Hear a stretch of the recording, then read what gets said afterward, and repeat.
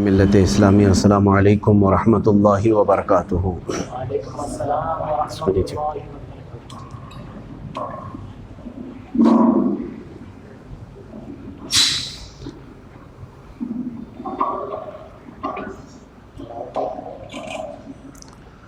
الحمد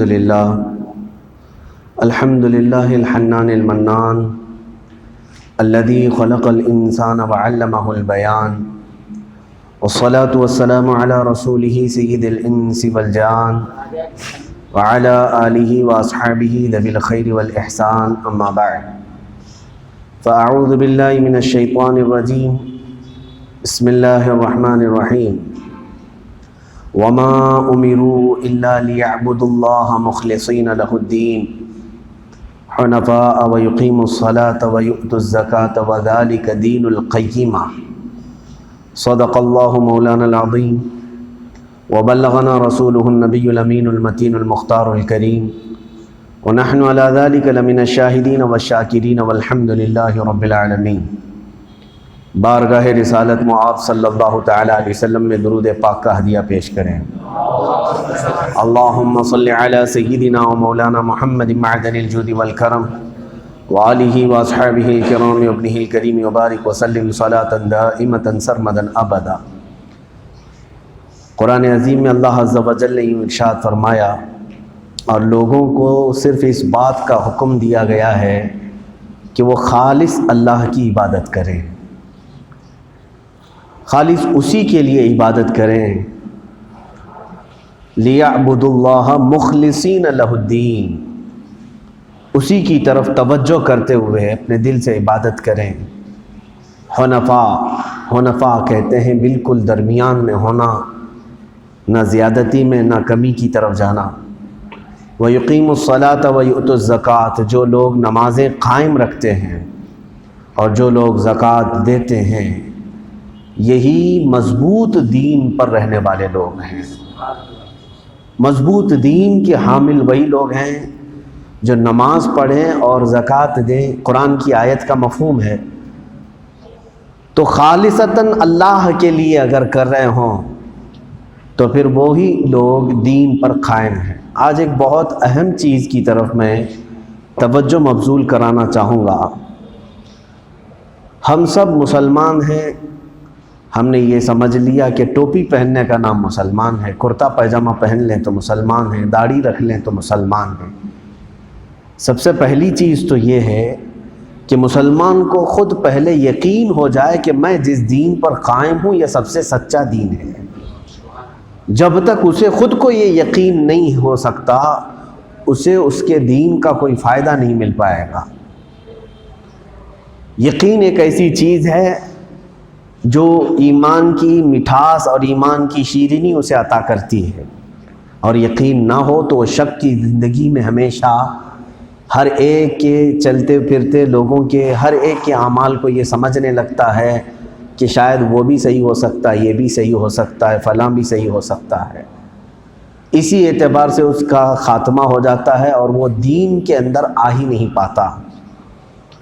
دین کا سب سے پہلا بنیادی رکن جو ہے، میں اس کی طرف آپ کو توجہ دلانا چاہتا ہوں کہ اللہ کے حبیب صلی اللہ تعالیٰ علیہ وسلم سے پوچھا گیا تھا اسلام کیا ہے، ایمان کیا ہے، تو حضور اکرم صلی اللہ تعالیٰ علیہ وسلم نے فرمایا ان تؤمن باللہ، تم اللہ پر یقین رکھو، آخرت پر یقین رکھو۔ یقین دل کا نام ہے، جس کے اندر ذرا برابر بھی شک آیا تو گویا کہ اس نے یقین کیا ہی نہیں، یقین نہیں ہے اس کے اندر۔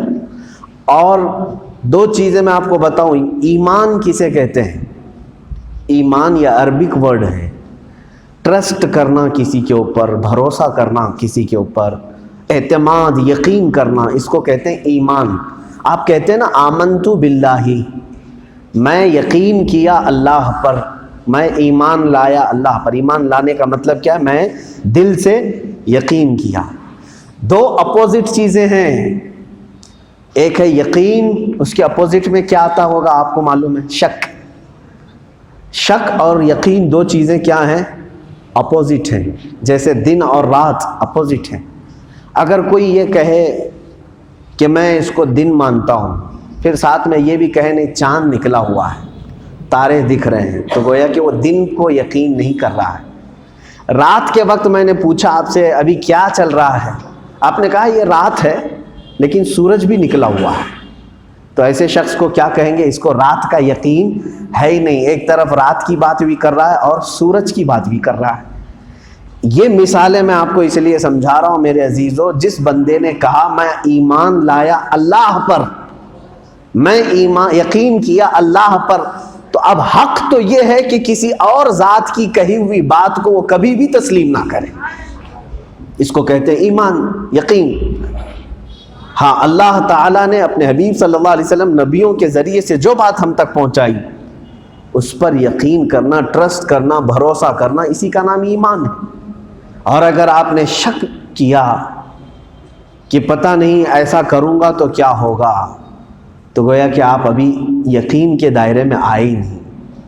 آپ دن کو مان رہے ہیں لیکن ساتھ میں تارے بھی دیکھ رہے ہیں، آپ رات کو مان رہے ہیں لیکن رات کو سورج بھی دیکھ رہے ہیں۔ یہی صورت آج بہت سارے مسلمانوں کی ہے، کہتے تو یہ ہیں کہ ہم مسلمان ہیں، ہم اسلام پر عمل کرتے ہیں، مگر ساتھ ہی اسلام کی جو اپوزٹ چیزیں ہیں ان کے بارے میں بھی آپ دل میں یہ یقین بیٹھا کر کے چل رہے ہیں کہ شاید ہو سکتا ہوگا۔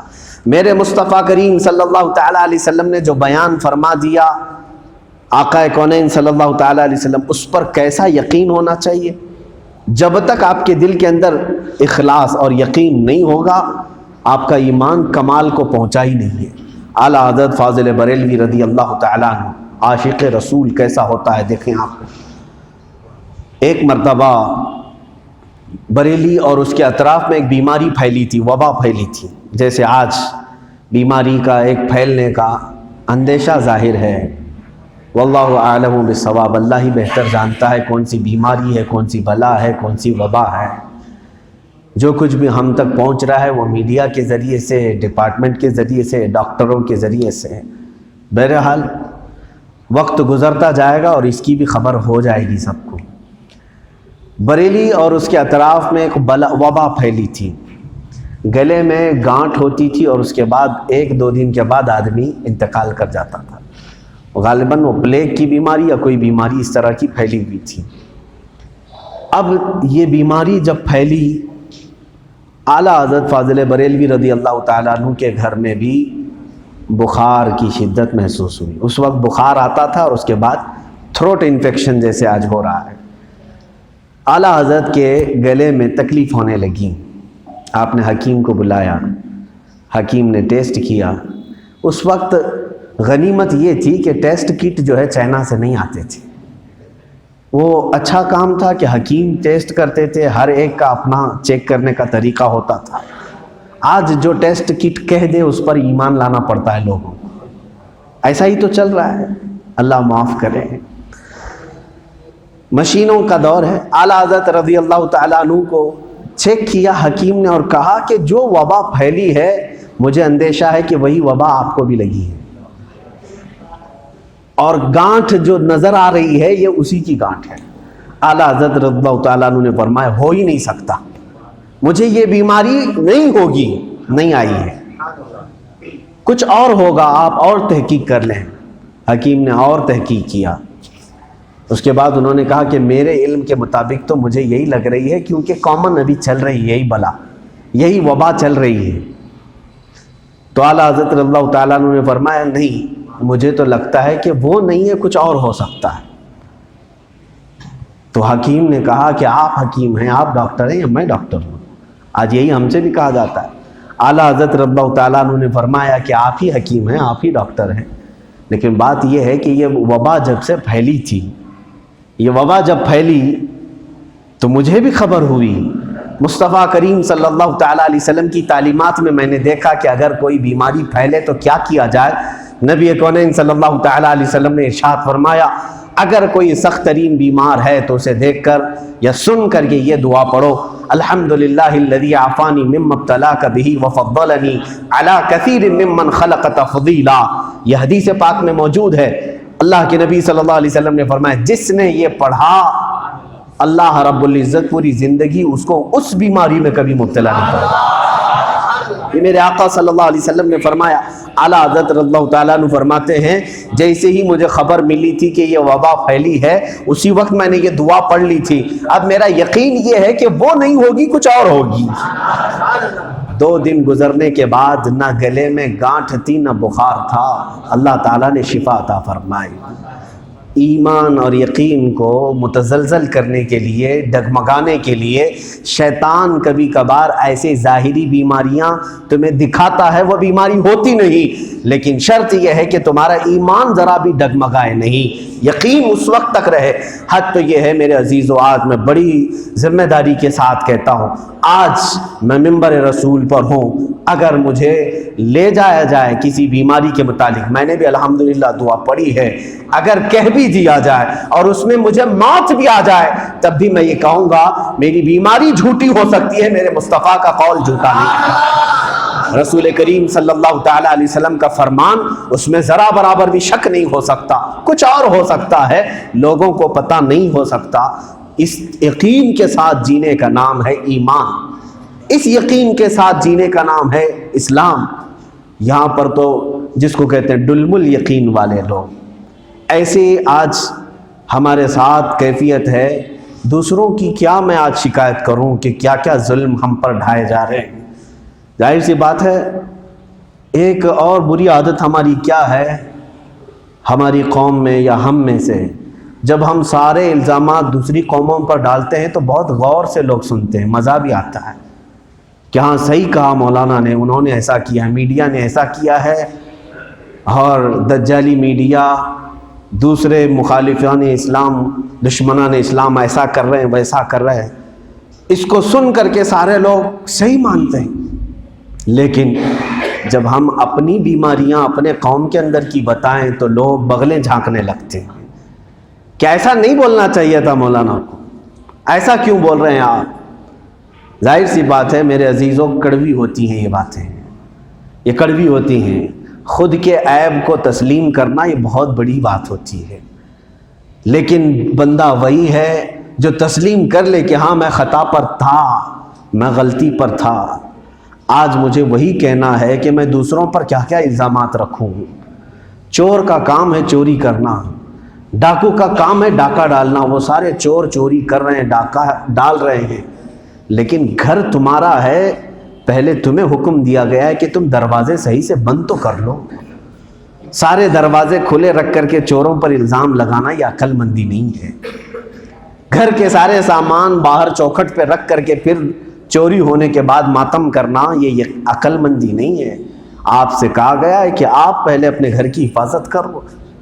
اسی بات کی طرف میں آتا ہوں میرے عزیزوں، آپ پہلے اپنا یقین پیدا کریں کہ میں جس دین پر قائم ہوں یہ سب سے سچا دین ہے، یہ سب سے اچھا دین ہے.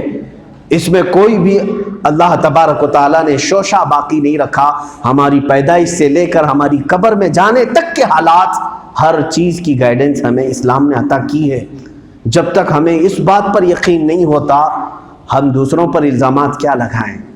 عزیزان گرامی وقار، وہ خطائیں کیا ہیں، وہ غلطیاں کیا ہیں جس کو ہم دہرا رہے ہیں کنٹینیو.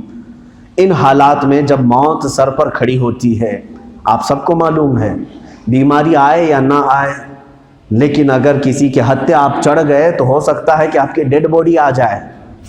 یہ بھی تمام چیزیں چل رہی ہیں. موت جب اتنے قریب سے ہم دیکھ رہے ہیں تو کیا ہم میں سے کوئی بھی اس بات کا کی تمنا کرنے والا نہیں کہ اچانک اگر میری موت آئے تو میں کس حالت میں میرے رب کے پاس جاؤں گا، اللہ کے حضور کس حالت میں کھڑا ہوں گا. تو یہ تو تبدیلی کا وقت ہے میرے عزیزو، بدلنے کا وقت ہے. ہم اگر انہی خطاؤں پر آج بھی باقی ہیں تو گویا کہ ہم ڈھیٹ بن چکے ہیں، اترا رہے ہیں. رب تبارک و تعالیٰ نے ہمیں موقع عطا فرمائے ہیں. تم اپنی شکل کو دیکھ لو، اپنے ایمان پر عمل کے دائرے کو دیکھ لو. میں دوسروں کی باتوں پر کتنا یقین کرتا ہوں، خود اسلام کے لیے کیا نہیں کرتا، کیا کرتا. یہ ساری چیزیں، ہماری اذانوں کے مسئلے، ہماری جماعتوں کے مسئلے، ہماری مسجدوں کے مسئلے، ساری چیزوں پر ہم اس طرح سے چپی سادھے ہوئے بیٹھے ہیں جیسے ایسا لگتا ہے کہ یہ سب 2 نمبر کی چیزیں ہیں، باقی 1 نمبر کی چیز تو میری جان کی حفاظت ہے. عزیزان گرامی وقار، جب تک آپ ان تمام معاملات آج دیکھ رہے ہیں، آپ باہر کے حالات بھی جانتے ہوں گے، لوگوں کو اپنی پرسنل ضرورت کے لیے کورٹ تک جا کر کے پرمیشن لینے کی تو نوبت ہے، ان کے پاس وقت ہے۔ اپنی یاترا کے لیے جب پنڈتوں نے سپریم کورٹ سے اجازت لی ہے تو پورے مسلمانوں میں سے کسی نے عید کی نماز کے لیے اجازت کی بات تک نہیں کی۔ ہمارے ذمہ داروں میں سے عزیزان گرامی، مجھے معلوم ہے یہ میری باتیں بہت سارے لوگوں کو لگتی ہیں، جس کی وجہ سے میری تقریروں پر پابندیاں ہو سکتی ہیں، میرے چلت پھرت پر پابندیاں لگائی جا سکتی ہیں، زیادہ سے زیادہ میری گردن ختم کر دی جا سکتی ہے، لیکن یہ دین اسلام کبھی ختم نہیں ہو سکے گا۔ میں اگر مر جاؤں تو رب تبارک و تعالیٰ میری جگہ 1000 میرے سے اچھے کھڑا کر دے گا جو دین کی خدمت کریں گے، لیکن جو ذمہ داری ہے میری وہ میں عرض کر کے چلا جاؤں گا۔ خلیفہ ہارون رشید کی بات ہے کہ بہلول دانا کا نام سنا ہوگا آپ نے، مجذوب ولی تھے، دیوانہ وار پھرتے تھے۔ خلیفہ ہارون رشید کسی جگہ سیر و تفریح کے لیے جا رہا تھا تو اپنے ہاتھ میں ایک لکڑی تھی۔ بہلول دانا کو کچھ الٹی سیدھی حرکتیں جیسے ہم دیکھتے ہیں، بظاہر وہ اس طرح سے کیا کرتے تھے کہ لوگ دور بھاگے۔ خلیفہ ہارون رشید کو ہنسی آئی بہلول دانا کے کچھ کاموں سے، اپنی لکڑی لے کر کے کہا، اے بہلول دیوانے، یہ لکڑی لے لو، جب تم کو اپنے سے زیادہ بیوقوف اور دیوانہ کوئی نظر آ جائے تو اس کو دے دینا، یعنی میری نظر میں بھی تم جتنا دیوانہ پن کرتے ہو اس سے زیادہ دیوانہ کوئی ہے؟ کہا جی بادشاہ سلامت، لے لیا لکڑی۔ زمانہ بیت گیا، خبر یہ پھیلی کہ خلیفہ ہارون رشید بستر پر آ چکا ہے، آخری وقت چل رہا ہے، اور یہ وہ وقت تھا جب نزا کا وقت ہوتا ہے، سارے عیادت کے لیے آ رہے تھے، بہلول دانا بھی آئے اور لکڑی لے کر کے آئے۔ خلیفہ ہارون رشید سے پوچھا کیا حال ہے؟ کہا بس آخری وقت کا سفر ہے۔ کہا کب آئیں گے آپ واپس؟ کہا میں کہہ رہا ہوں سفر آخرت پر جا رہا ہوں، موت کے بستر پر سویا ہوں، آپ پوچھ رہے ہو کب آئیں گے؟ تمہارا دیوانہ پن ابھی نہیں گیا۔ بہلول دانا نے کہا آپ واپس نہیں آئیں گے؟ آخری بار جا رہے ہیں؟ کہا اچھا، تو کتنے لوگوں کو ساتھ میں لے کے جا رہے ہیں؟ بادشاہ نے بستر پر لیٹے لیٹے کہا کیسی باتیں کر رہے ہو تم دیوانہ پن، میں کہہ رہا ہوں قبر کی اور آخرت کی منزل کی طرف جا رہا ہوں، میں کتنوں کو لے کے جاؤں گا؟ میں اکیلا جاؤں گا؟ کہا آپ آئیں گے بھی نہیں، اکیلے جائیں گے، کوئی ساتھ نہیں ہے، پھر آپ خود سامان اٹھا کر کے جائیں گے؟ سارا سامان لے کے جا رہے ہیں۔ بادشاہ اور ہنسا، کہا وہ ایسی جگہ ہے جہاں کوئی سامان نہیں لے جایا جا سکتا۔ بہلول دانا نے وہ لکڑی خلیفہ ہارون رشید کو دی، کہا مجھ سے زیادہ پاگل اور بیوقوف تم نظر آ رہے ہو۔ کہا کیوں؟ کہا میں دیکھتا تھا کہ جب بھی تم یہاں اپنے گھر سے کہیں قریب جاتے تھے تو سب سے کہہ کے آتے تھے کل آؤں گا، پرسوں آؤں گا، اور پھر اپنے ساتھ کتنے وزیروں سپاہیوں کو لے کر کے جاتے تھے اور اپنے راستے کے سارے سامان لے کر کے جاتے تھے، اور یہ سفر ہے، اتنے لمبے سفر پر جا رہے ہو کہ آنا کبھی نہیں ہے، اور آپ نے اپنے ساتھ نہ کوئی سامان لیا ہے نہ وہاں آخرت کی کوئی تیاری کی ہے، اس سے بڑا دنیا میں بیوقوف ہو کون سکتا ہے؟ خلیفہ رونے لگا، کہا کہ وہاں کا سامان کیا ہے؟ بہلول دانا نے کہا وہاں کا سامان سب کو معلوم ہے کہ وہاں صرف اور صرف اگر کوئی چیز کام آ سکتی ہے تو وہ اعمال صالحہ ہے، تمہارا ایک سکہ بھی دنیا کا وہاں کسی کو رشوت میں کام نہیں آ سکے گا۔ عزیزان گرامی وقار، میں اسی بات کی طرف آ رہا ہوں، آج موت ہمارے سامنے کھڑی ہے، لوگ دیکھ رہے ہیں، اور کئی لوگوں کی موتیں اپنے سامنے دیکھ رہے ہیں، اس کے باوجود ہم اگر اس تیاری میں نہیں ہیں تو اس کا مطلب ہے ہم بہت بڑے دنیا کے دیوانے ہیں اور پاگل ہیں اور بیوقوف ہیں، جو آخری سفر کے لیے اب تک کچھ نہیں کر سکے۔ آج ہو سکتا ہے میرے بیان کے بعد آپ جائیں، بیٹھے گھر میں کاؤنٹ کر کے دیکھ لیں کہ میرے بالغ ہونے کے بعد سے مجھ پر شریعت کا حساب آنے کے بعد سے لے کر اب تک میری زندگی میں کتنی نیکیاں ہیں کتنی برائیاں ہیں وہ آپ اچھی طرح سے جانتے ہیں۔ شاید ہم نیکیاں انگلیوں پر گن لیں گے اور برائیوں کا تو دفتر ہوگا، اس کے باوجود بھی ہم سینہ تان کر کے باہر گھومتے ہیں۔ اکڑ کر کے رہتے ہیں. یہ تمام معاملات وہ ہیں جو ہماری اندر کی خرابیاں ہیں. یہ باتیں کڑوی ہیں میرے عزیز، یہ کڑوی ہیں. ہم نے اپنے دین پر قائم رہ کر کے اس کو حق نہیں سمجھا، اگر ذرا برابر بھی شک کیا تو ہم خود ہی دائرہ اسلام سے نکل گئے. اور اگر ہم نے آخرت کی اب بھی کوئی تیاری نہیں کی تو یاد رکھو اس کے بعد پھر اور کوئی وقت آنے والا نہیں ہے، اور کوئی وقت نہیں آئے.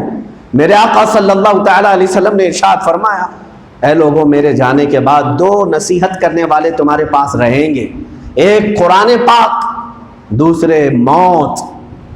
یہ دونوں تمہیں نصیحت کرتی رہیں گے، اور اگر یہ دونوں تم کو سدھار نہیں سکے تو تیسرا کوئی سدھارے گا نہیں.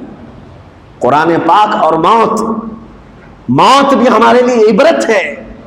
موت ہمارے لیے ایک بہت ہی بڑا عبرت کا سامان ہے.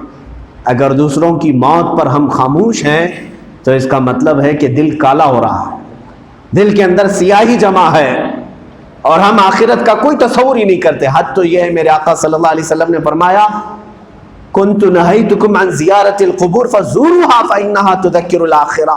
میں حضور فرماتے ہیں، میرے آقا صلی اللہ علیہ وسلم، کہ میں پہلے تم کو قبروں کے پاس جانے سے منع کرتا تھا، لیکن اب جاؤ قبروں کے پاس.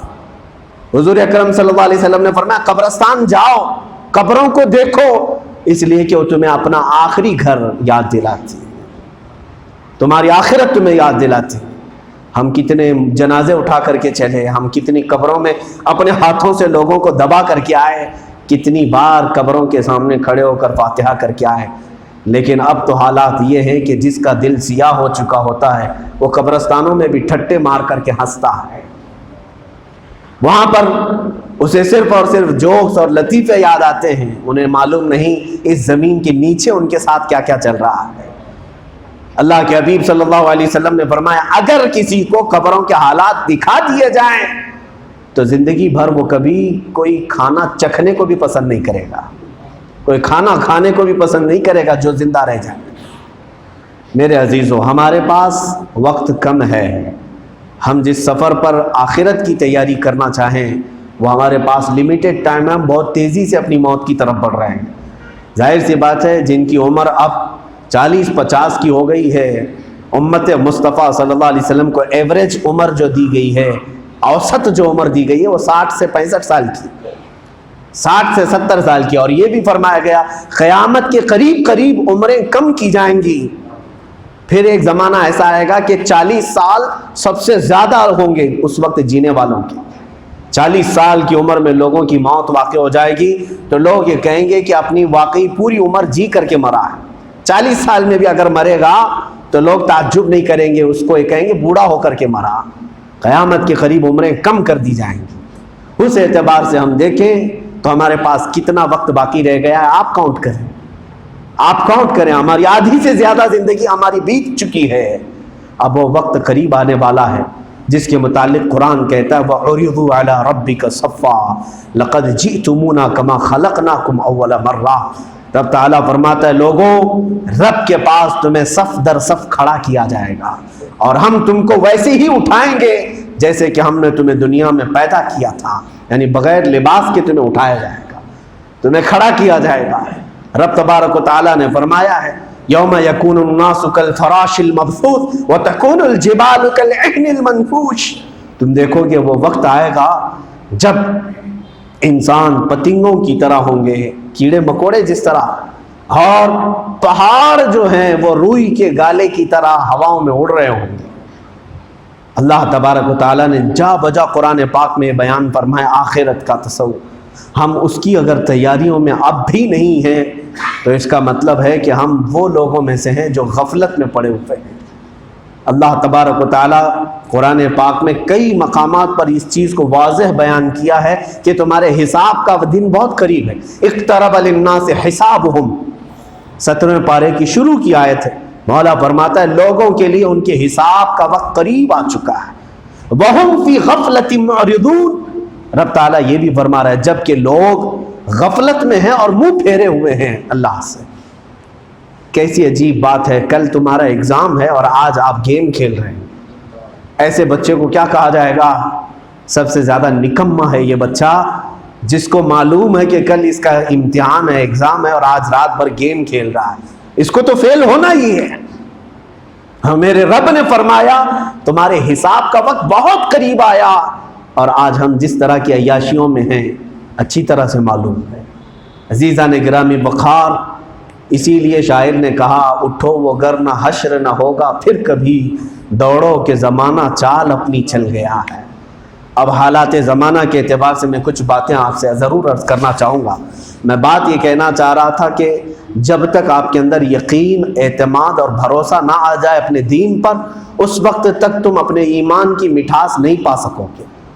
ایمان کی مٹھاس کبھی نہیں آئے گی۔ حضور اکرم صلی اللہ علیہ وسلم سے سوال کیا گیا کہ ایمان کی چاشنی ہوتی ہے؟ حضور نے فرمایا ہاں، ایمان کی شیرینی ہے، مٹھاس ہے۔ کہا وہ کیسے چکھا جائے گا؟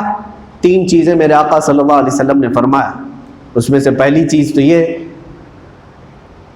ان یکون اللہ ورسولہ احب الیہ مما سواہما۔ حضور اکرم صلی اللہ علیہ وسلم فرماتے ہیں وہ بندہ ایمان کی مٹھاس پائے گا جو اللہ اس کے رسول کو پوری کائنات سے زیادہ محبت کرتا ہو۔ سب سے زیادہ وہ اپنے رب اور اپنے محبوب صلی اللہ علیہ وسلم سے محبت کرتا ہو۔ محبت کا مطلب یہ نہیں جو زبان سے ہم کہہ رہے ہیں، جب نعرہ لگائیں تو یا رسول اللہ کہیں، جب نعرہ لگائیں تو اللہ اکبر کہیں، اس کا نام اگر محبت ہے تو یہ تو بہت آسان ہے۔ ابو بکر شبلی رضی اللہ تعالیٰ عنہ یہی تو فرمایا کرتے تھے اگر مجھ سے کوئی پوچھ لے کہ کیا آپ محمد صلی اللہ علیہ وسلم سے محبت کرتے ہیں، تو حضرت ابو بکر شبلی جو سلسلہ قادریہ کے بڑے بزرگ ہیں وہ فرماتے ہیں کہ میرے لیے زندگی کا سب سے کٹھن سوال ہے۔ اگر کوئی مجھ سے یہ پوچھ لے کہ آپ رسول پاک صلی اللہ علیہ وسلم سے محبت کرتے ہیں، ہمارے لیے یہ مشکل سوال ہے۔ اگر آپ سے سوال کریں گے تو آپ کیا کہیں گے؟ بالکل ہم کو اللہ اس کے رسول سے محبت ہے۔ لیکن حضرت ابو بکر شبلی رضی اللہ تعالیٰ عنہ فرماتے ہیں میرے لیے سب سے ڈیفیکلٹ سوال ہے۔ پوچھا گیا ایسا کیوں؟ کہا اگر میں نہ کہہ دوں تو کافر ہو جاؤں گا، اگر نہ کہہ دوں تو کافر ہو جاؤں گا، اور اگر ہاں کہہ دوں تو میرے اعمال مجھے جھوٹا کہیں گے۔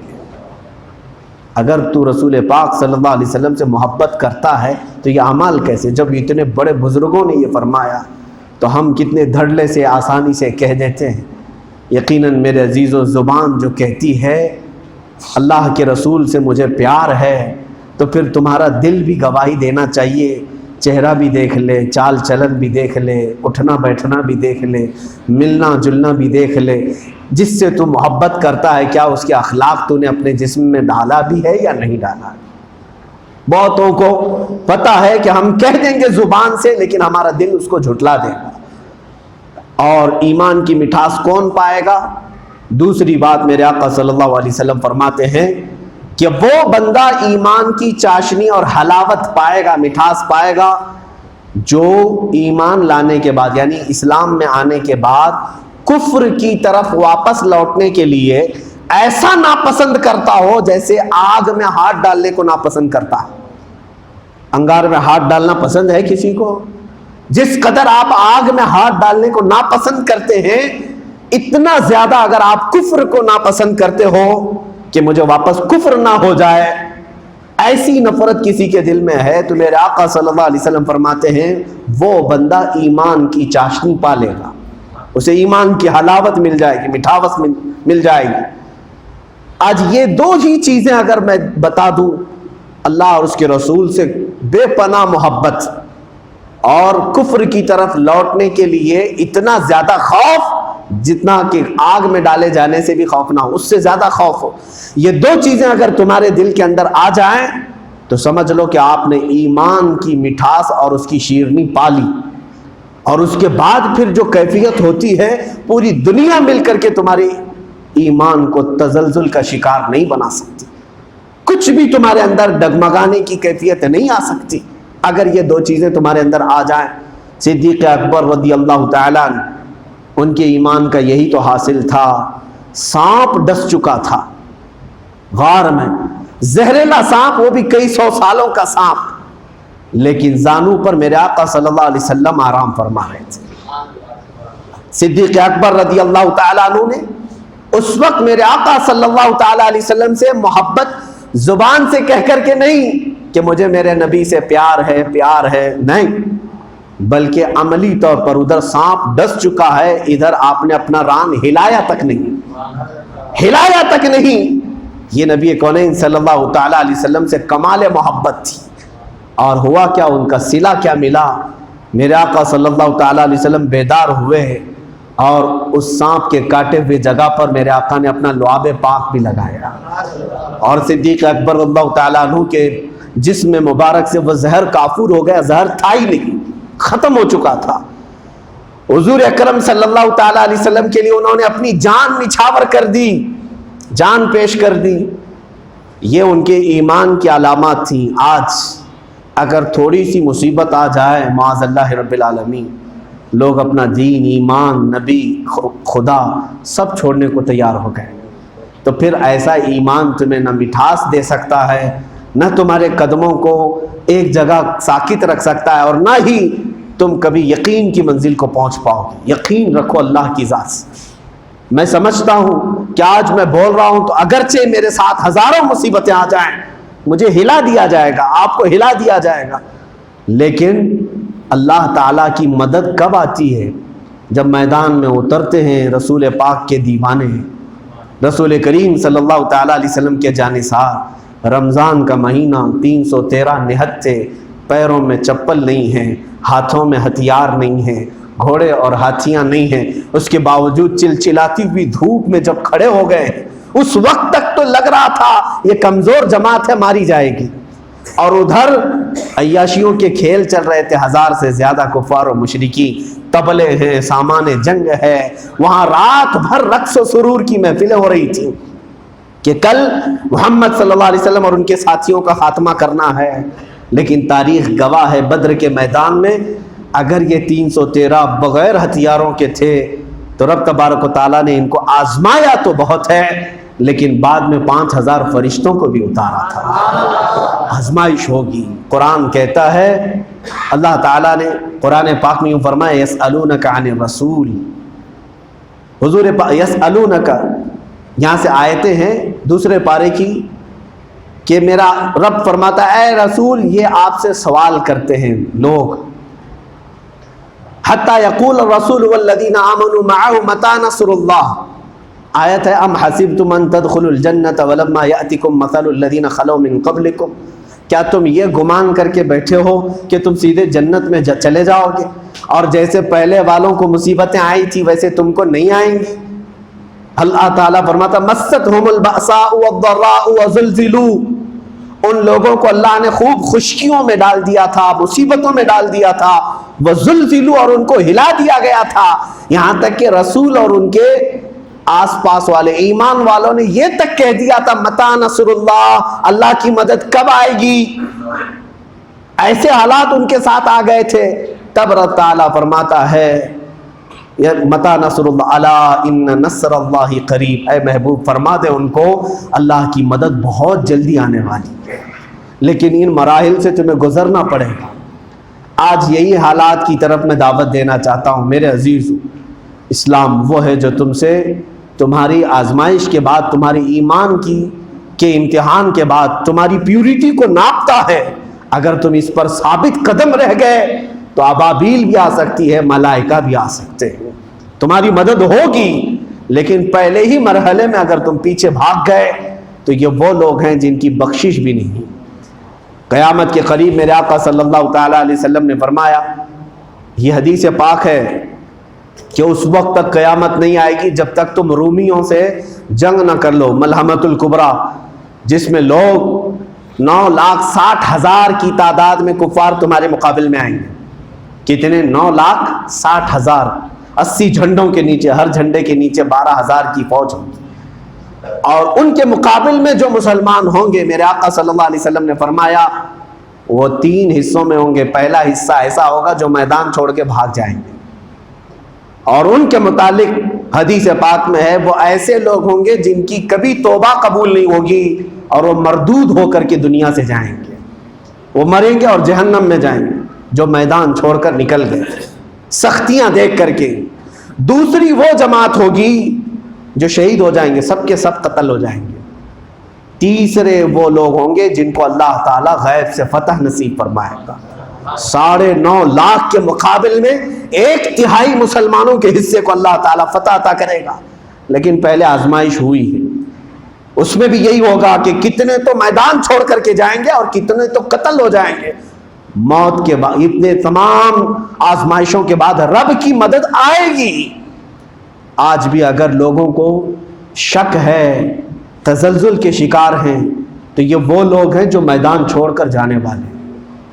اور اگر اس میں بیٹھے ہوئے لوگ ہیں کہ نہیں میں اپنے ایمان کے ساتھ کوئی سمجھوتا نہیں کر سکتا، ہو سکتا ہے وقت کی حکومتیں ظالم ہو جائیں، اپنے پنجوں سے تمہارے گردن مروڑ دے گی، ختم کر دیں گے، تو سمجھ لو کہ یہ دوسری جماعت میں ہیں جو شہید ہوں گے. میرے آقا نے فرمایا وہ سب سے افضل شہداء ہوں گے، جو ظلمن مارے جائیں گے، ظلم کے ساتھ قتل کیے جائیں گے.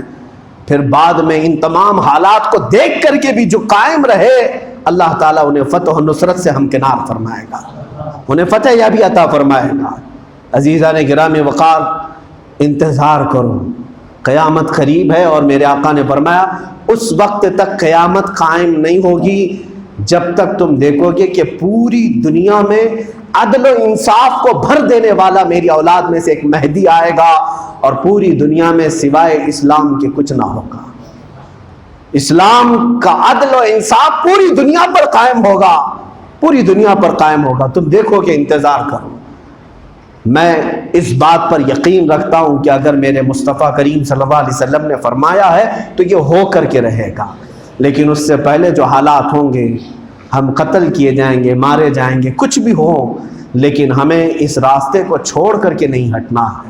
عزیزان گرامی وقار، ان بچوں سے، ان جوانوں سے میں کہتا ہوں، اگر کسی نے ایک آنکھ دکھائی تو تم نے ایک طرف داڑھی منڈا کر پھینک دی، دوسرے نے آنکھ دکھائی تو تم نے ٹوپی اچھال کر پھینک دی، تیسرے نے آنکھ دکھائی تو تم نے اپنا پورا حلیہ بگاڑ کر کے کہا نہیں میں بھی تو تمہاری طرح سے ہوں، میں بھی تو تمہاری طرح سے ہوں. معاذ اللہ رب العالمین. پاکستان کے رہنے والے کئی ایسے لیڈران جو لبرل لوگ تھے، ان کی باتیں آج لیک ہوئی ہیں.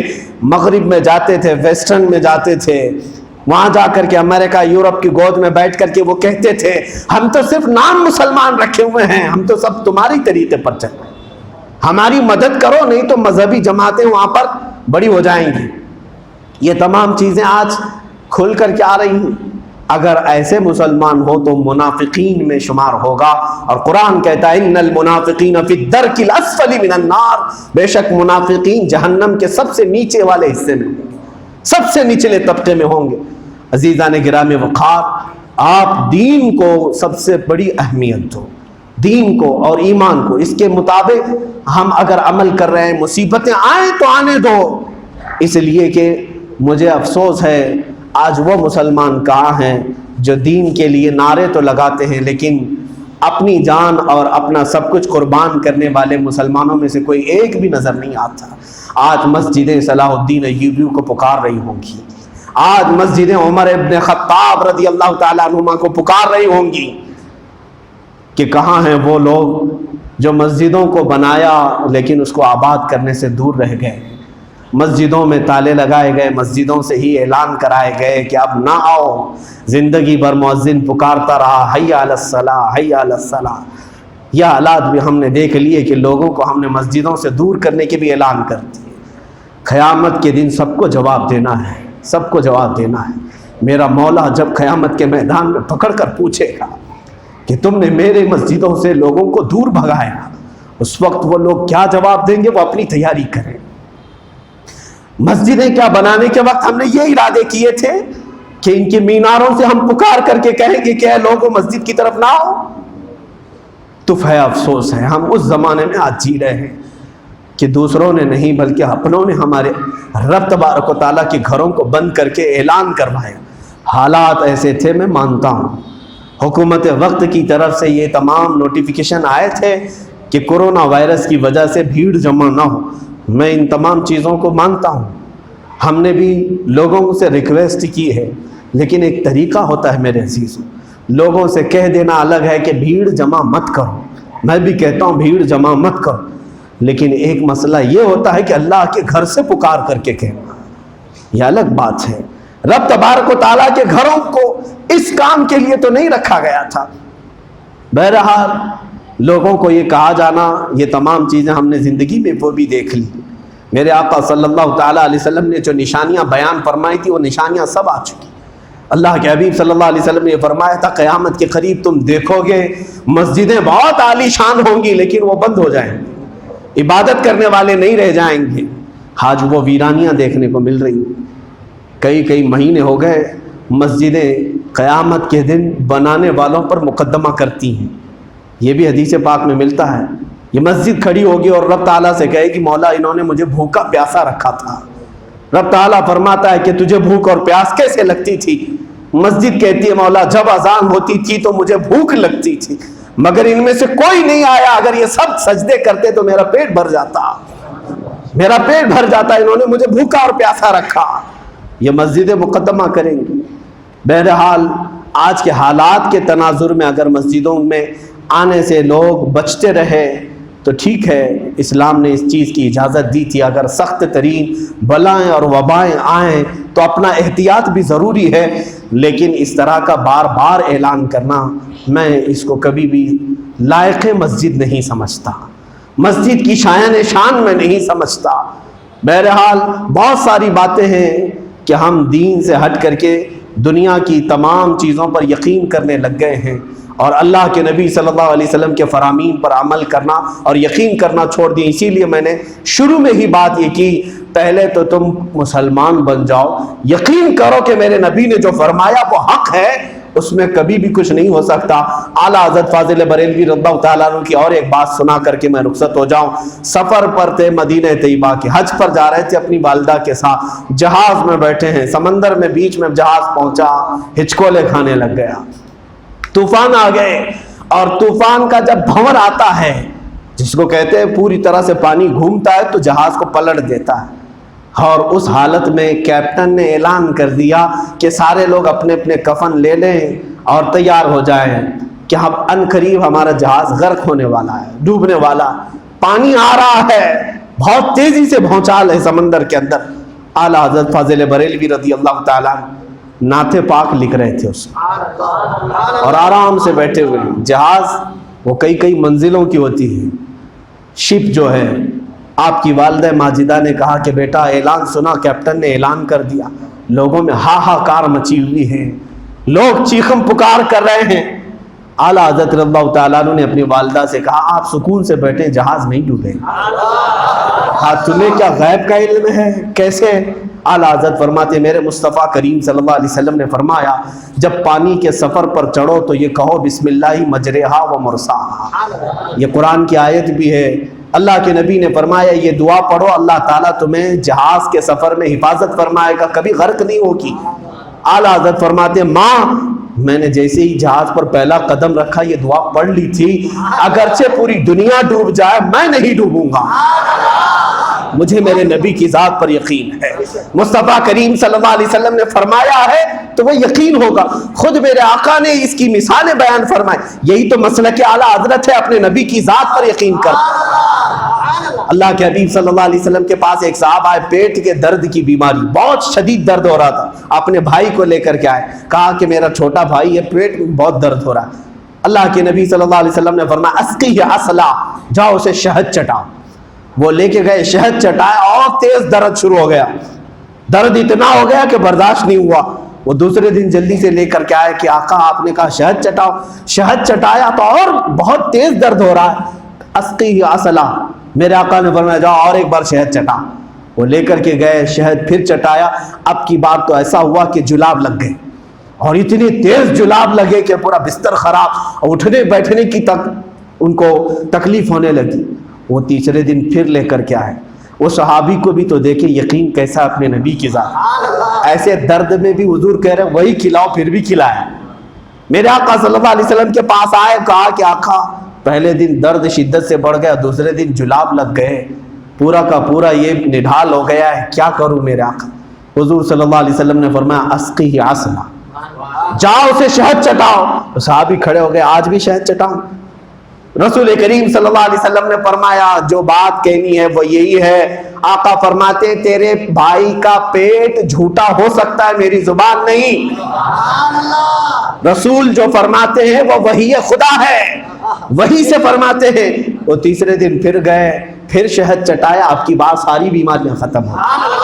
شروع میں اگر ایمان لاؤ گے، اسلام پر عمل کرو گے، میرے نبی کی باتوں پر یقین کرو گے، شیطان اس کا اپوزٹ کر کے تمہیں دکھائے گا تاکہ تم اپنے نبی سے دور ہو جاؤ، لیکن اگر اسی پر تم باقی رہ گئے، ان قریب فتح تمہاری ہوگی، مدد تمہاری ہوگی۔ میں کہتا ہوں اگر تم اس راستے پر آتے ہو تو شیطان اس کا اپوزٹ کر کے دکھائے گا، اپوزٹ کر کے دکھائے گا، اور تم سے بار بار یہ کہلوائے گا دیکھو تمہارے نبی نے ایسا فرمایا تھا، لیکن یہ تو دیکھو ریئل ہو رہا ہے، تمہاری آنکھیں دیکھ رہی۔ ہم سے بھی بہت سارے لوگوں نے کہا آپ تو کہتے ہیں بیماری ایسی نہیں ہوتی ویسی نہیں ہوتی، یہاں تو ہو رہی ہے، لیکن یہ جھوٹ بھی ہو سکتا ہے، مگر میرے نبی کا فرمان کبھی جھوٹ نہیں ہوتا۔ اس بات پر آپ یقین کے ساتھ آؤ۔ ان تمام حالات میں صرف اتنا میسج دینا چاہوں گا، اے میرے عزیزوں اٹھو اور آج میرے آقا صلی اللہ تعالیٰ علیہ وسلم کی تعلیمات پر واپس آ جاؤ۔ انٹرنیٹ کی دنیا ہے، سارے لوگوں سے میں کہوں گا سیرت مصطفیٰ پڑھو۔ ان اوقات میں اپنے آپ کو ضائع کرنے سے بہتر ہے رسول کریم صلی اللہ تعالیٰ علیہ وسلم کی زندگی پاک کا مطالعہ شروع کرو۔ میرے آقا کا بچپن، میرے آقا صلی اللہ علیہ وسلم کی جوانی، آپ کی شادی شدہ زندگی، آپ کی تجارت کی زندگی، آپ کے معاملات غزوات، یہ تمام معاملات کو پڑھتے جاؤ، پھر تمہاری آنکھیں خود جواب دیں گی پہلے کا مسلمان کچھ اور تھا، میں اب کا مسلمان کچھ اور ہوں۔ تبدیلی اسی وقت آئے گی جب تم اپنے نبی کی زندگی میں ڈوب جاؤ گے، ورنہ صرف یہ ظاہر تمہارا اسلام نظر آئے گا، یہ مسلمان تو دکھو گے، لیکن جو ایمان کی حلاوت ہے، شیرنی ہے، وہ نہیں آ سکے گی۔ ان اوقات میں یہی کہوں گا واپس آ جاؤ، ورنہ دنیا کبھی بھی چھوٹے چھوٹے چکمے دے کر کے تمہیں بہکا دے گی۔ آج تو ایک وبا کا خوف لا کر کے تمہارا ایمان ڈگمگایا جا رہا ہے، کل جب دجال آئے گا اور سامنے کر کے دکھائے گا تب کیا کرو گے؟ وہ بارش برسا کے دکھائے گا، وہ سبزے اگا کر کے دکھائے گا، لوگوں کو چیر کر کے مار دے گا اور پھر زندہ کر کے دکھائے گا، تب کیا کرو گے؟ اسے خدا مان لو گے؟ خدا مان لو گے؟ اگر یقین کمزور ہے تو ایسوں کے پیچھے تم اپنا ایمان چھوڑ دو گے۔ اس لیے ضرورت ہے اس بات کی کہ نبی کونین صلی اللہ علیہ وسلم کی تعلیمات سے پورے آشنا ہو جاؤ، پورے روشناس ہو جاؤ۔ جب تک آپ کو تعلیمات نبی صلی اللہ علیہ وسلم معلوم نہ ہو تب تک آپ کے دل میں خوف رہے گا ہی۔ ایک صحابی حضرت سفینہ رضی اللہ تعالیٰ عنہ جنگل میں ہے، شیر دھاڑتا ہوا ان کے پاس آیا، تب بھی انہیں خوف نہیں ہوا، انہوں نے صرف اتنا کہا میں محمد عربی کا غلام ہوں صلی اللہ علیہ وسلم۔ حدیث پاک میں ہے وہ شیر ان کے قریب آ کر کے ان کے تلوے چاٹنے لگا اور اپنے دم ہلاتے ہوئے انہیں مدینے کا راستہ تک بتایا۔ وہ صحابی کہتے ہیں یہ تو اللہ کی مدد تھی کہ وہ مجھے کھایا نہیں اور مجھے تکلیف نہیں دیا اور مجھے مدینے کا راستہ بتایا۔ وہ صحابی کہتے ہیں اگر شیر مجھے پھاڑ بھی دیتا، کھا بھی لیتا، تب بھی میرا یقین یہی تھا کہ میرے نبی کا ہی میں غلام ہوں۔ تکلیفیں آ جائیں تو ایسا نہیں کہ میں نبی کا غلام نہیں ہوں، میرے آقا نے مدد نہیں کی، اللہ نے مدد نہیں کی، نہیں، ہمارے ساتھ جو کچھ بھی ہو اللہ کے ہم بندے ہیں، وہ قادر مطلق ہے۔ فعل الحکیم لا یخلو عن الحکمہ، وہ حکیم ہے اللہ تعالیٰ، اس کا کوئی کام حکمت سے خالی نہیں ہوتا، جو کچھ بھی وہ فرماتا ہے اس میں ضرور کوئی حکمت ہوتی ہے۔ یہ اور بات ہے کہ بندے اس کی حکمت کو سمجھ پائیں یا نہ سمجھ پائیں۔ ہمارا معاملہ اتنا ہے، ہم نے کہا آمنا باللہ، ہم ایمان لائے اللہ پر، اسی پر ہم قائم رہیں۔ اللہ تبارک و تعالی ہمیں دین پر استقامت عطا فرمائے، اپنے ایمان پر استقامت عطا فرمائے، آئی ہوئی بلا اور وبا اور اس خوف اور خدشے کو ہم سے دور و نفور فرمائے۔ کریم خدا ہمارے درمیان اتحاد و اتفاق نصیب فرمائے۔ مولا کریم اے رب ذوالجلال ہم سب کو نظر بد سے محفوظ فرما، شرین کے شر سے محفوظ فرما، فتنوں کے فتنے سے محفوظ فرما۔ خصوصاً مولا اس علاقے کو تو اپنے رحم و کرم کا گہوارہ بنا دے، امن و امان کی بارشیں فرما دے۔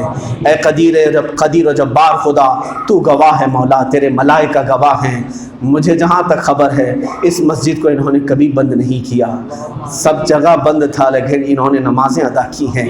اے قادر مطلق ان کی نمازوں کے صدقے میری بخشش فرما دے مولا۔ تیری ذات پر جو یقین کرنے والے اس مسجد میں سجدہ ریز تھے، اے کریم خدا ان کے سجدوں کو رائگاں نہ فرما مولا، تیرے دروازوں کو کبھی اب آئندہ کے لیے ہم پر بند نہ فرما۔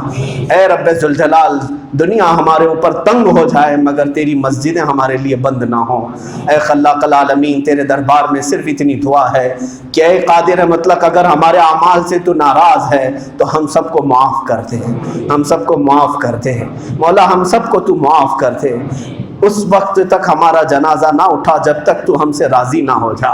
اے قدیر و جبار خدا، اے رحیم و کریم خدا، اب تک تو نے رحم فرمایا، اب بقیہ زندگی بھی ہم پر رحم فرما دے۔ اے الہ العالمین، ستار العیوب، غفار الذنوب، قدیر و جبار خدا، اس شہر پاک میں، اس شہر میں امن و امان عطا فرما۔ تیرے اولیاء کا صدقہ یہاں پر آنے والی بلاؤں اور وباؤں کو ختم فرما دے۔ اے رب ذوالجلال، ہمارے ہر گھر میں غیب سے برکتیں عطا فرما۔ اس کے بعد آنے والے اگر قحط سالی کا دور ہو مولا، ہم سب کو محتاجی سے بچا، لوگوں سے سوال کرنے سے بچا۔ اے اللہ، آخری دم تک تو اپنا اور اپنے محبوبوں کا محتاج بنائے رہ۔ وصلی اللہ تعالی علی خیر خلق محمد وآلہ واصحابہ اجمعین، وآخر دعوانا الحمد للہ رب العالمین۔